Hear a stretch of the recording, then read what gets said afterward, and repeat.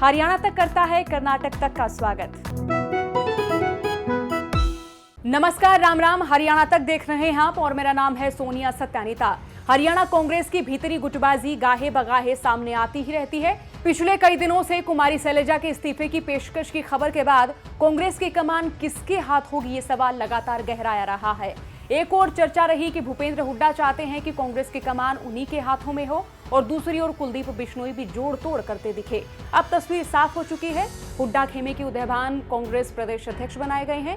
पहले पेच इस बात पर फंसा हुआ दिखा कि भूपेंद्र हुड्डा कांग्रेस प्रदेश अध्यक्ष पद और सीएलपी लीडर दोनों पदों में से कौन सा पद अपने हिस्से रखेंगे। हालांकि हुड्डा को पार्टी हाईकमान की ओर से दोनों पदों में से एक पद के चुनाव के लिए कहा गया था। अब किसी भी पार्टी में जातीय संतुलन बनाना बहुत जरूरी है और इसलिए प्रदेश अध्यक्ष और सीएलपी दोनों पदों पर जाट और गैर जाट नेताओं का समीकरण बनाना बेहद जरूरी हो गया था।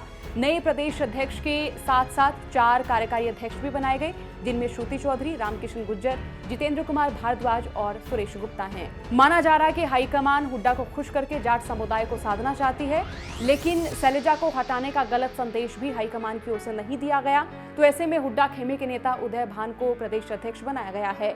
उदयभान होडल से विधायक रहे हैं और हुड्डा के करीबी भी रहे हैं और इस तरह से एक और नॉन जाट नेता उदयभान को ये पद सौंपकर कांग्रेस ने कुमारी शैलजा को हटाने का डैमेज कंट्रोल भी कर लिया है और हुड्डा खेमे की मांग भी पूरी हो गई है। नेता प्रतिपक्ष और प्रदेश अध्यक्ष का पद हुड्डा खेमे में रहने से कांग्रेस में फिर से हुड्डा खेमे की ठाड़ बढ़ती हुई दिख रही है। माना जा रहा है कि इससे जाट और नॉन जाट का संतुलन भी बना रहेगा और पार्टी की चौधर और विधानसभा के भीतर भी हुड्डा खेमे की पकड़ मजबूत रहेगी। अगर कुलदीप बिश्नोई सीएलपी या फिर प्रदेश अध्यक्ष बनते तो फिर पार्टी में और ज्यादा गुटबाजी की संभावनाएं हो सकती थी।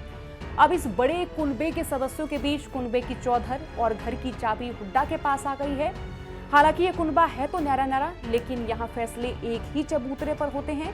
कांग्रेस के इस कुनबे की घाटवाद, नाराजगी, तकरार वाली स्थिति में उभरती आम आदमी पार्टी के बीच कांग्रेस की चौधर का यह फैसला बेहद शाने ढंग से लिया गया है। हुड्डा खेमे की मजबूती के साथ कांग्रेस ने डैमेज कंट्रोल तो कर ही लिया है और इसके साथ कांग्रेस हाईकमान ना तो भूपेंद्र सिंह हुड्डा को नाराज करना चाहती थी और ना ही नॉन जाट वोटरों को नाराज करना चाहती थी और ना ही नॉन जाट बिरादरी की उपेक्षा का आरोप लगने देना चाहती थी। भूपेंद्र हुड्डा के सामने ना तो कुमारी शैलजा की चली और ना ही कुलदीप बिश्नोई की। इससे पहले पूर्व प्रदेश अध्यक्ष अशोक तंवर और हुड्डा खेमे के बीच खींचतान भी जगजाहिर रही।